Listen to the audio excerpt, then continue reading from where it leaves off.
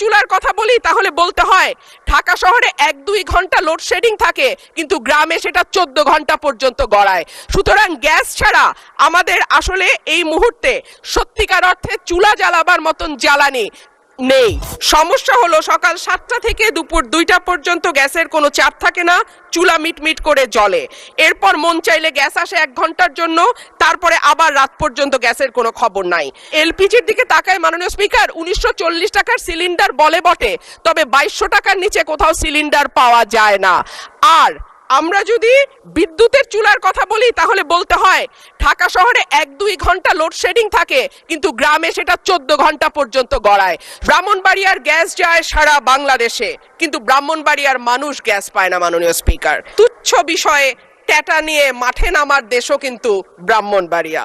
মাননীয় স্পিকার, বাংলাদেশের শিল্প সাহিত্য সংস্কৃতির রাজধানী বলা হয় ব্রাহ্মণবাড়িয়াকে।